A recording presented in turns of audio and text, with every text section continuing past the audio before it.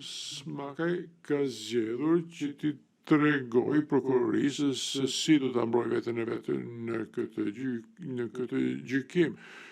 Që pavarësisht se ai ka qenë mik me Bistim Zyrapin dhe ka takuar të rregullisht, nuk ka mbajtur diskutime me zotin Zyrapi lidhur me dëshminë e tij në çështjen 6 dhe nuk i ka treguar asnjë dokument lidhur me të. Dhe një nga aspektet që është trajtuar është mungesa e shenjave të gishtave apo analizës kriminalistike të dashurquajtur dokumenti Smakaj, siç e quan prokuroria. Dhe në fakt, ju do të dëgjoni dëshmi apo do të shikoni prova që më 6 dhjetor 2023 prokuroria informoi firmën e forenzikës që po bënte punën në këtë rast se nuk kërkoi asnjë vërtetim i shenjave të gishtave apo të ADN-s për dokumentin të ashtu quajtur dokumenti Smakaj.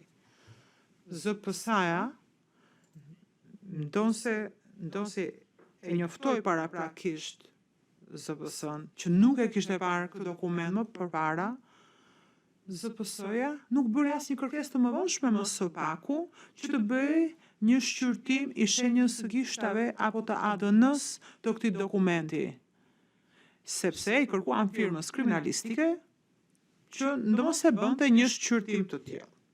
Pra, qysh në fillim të këtij hetimi, prokuroria e bëri të qartë që nuk ishte nevojë as për ADN, as për shenjat e gishtave, nëse prokuroria mund ta vërtetojë se prejardhja e këtij dokumenti ka qenë një dosje elektronike në njësinë e paraburgimit, për të cilën zoti Smakaj s'ka asnjë lloj dienie, atëherë duhet ta shohim nga provat.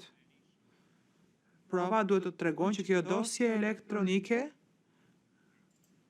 nuk mund të printohej pa kaluar në duart e oficerit të paraburgimit. Nuk po fajsoj askënd, ta kemi të qartë. Por argumentet e mbrojtjes janë këto.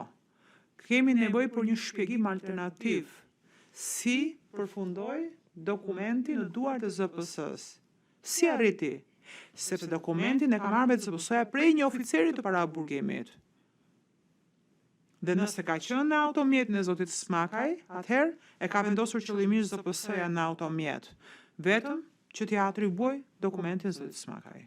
E vetmi provë që do të shohim ne është pikërisht prova që ka marrë tashmë numrin P00128, siç e përmendi prokuroria paraprakisht.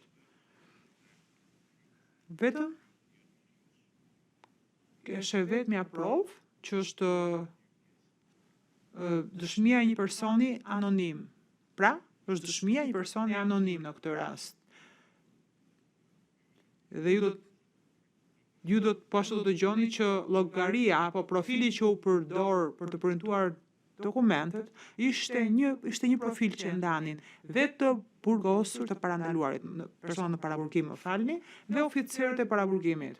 Nuk ka asnjë provë që të vërtetojë kush e ka printuar dokumentin për avokatët.